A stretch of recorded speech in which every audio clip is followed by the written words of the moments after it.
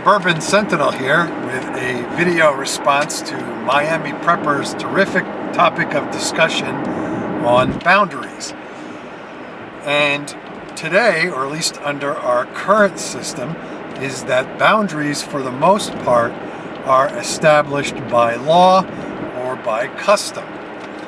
In an SHTF scenario, or at least a really bad SHTF scenario, the law and customs as we abide by them now could very well go out the window very quickly because customs are now inappropriate and the law may be unenforceable. It has been said, quite wisely, that in a lawless situation, you only own that which you can control by force. And of course, in an SHTF scenario, those with the power will have the control. Given that as our general rule, there are a number of factors that can help determine how much power a group or individual can project over a certain geographical area. These factors include such items as the number of people in the group, their skills and abilities, their weaponry, the topography, natural borders.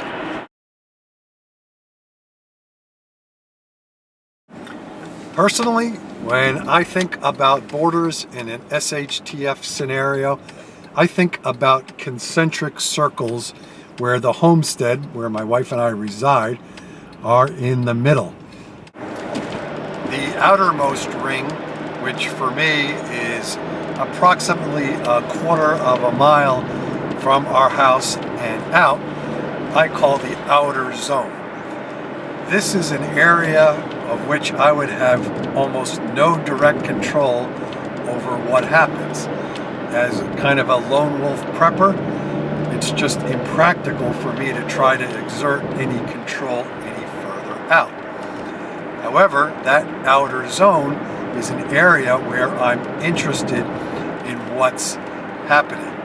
It's not an area I want to try to control, it's just I want to know what's going on from a quarter mile and further out if practicable.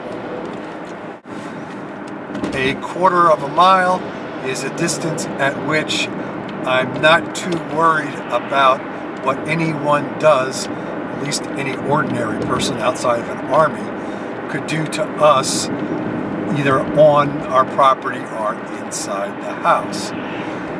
The second ring or area is what I like to call the alert zone. This is a ring outside the house that ranges from approximately 200 to 450 yards. This is a distance where I think it's unlikely that ordinary people might have a direct impact on my wife and I if we are either on our property or in our house. So unless they're an army with long-range weapons, I don't think we'd be harmed at those distances.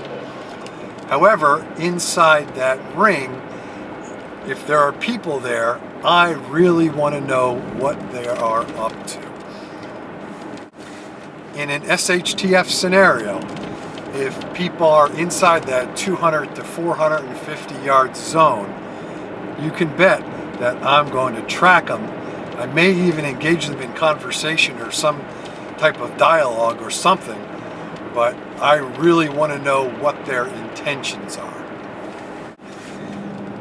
Finally, there's the inner zone, and that ranges from 0 to approximately 200 yards outside our property.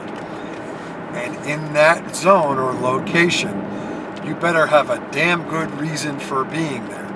Now, our property doesn't exactly go out to 200 yards, but at that distance, a person with a rifle or shotgun could, at least in theory, harm us.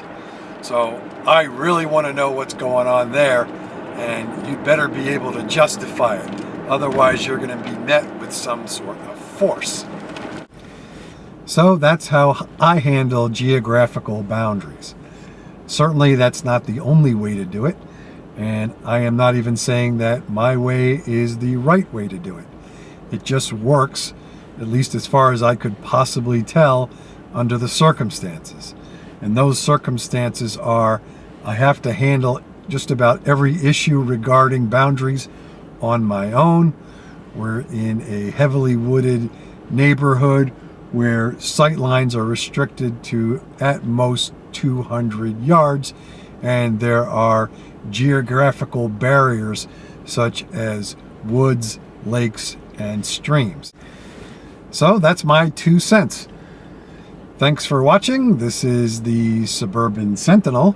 Please thumbs up and subscribe if you like what you see. Questions and enlightening comments are always welcome. Prep and be safe, everybody.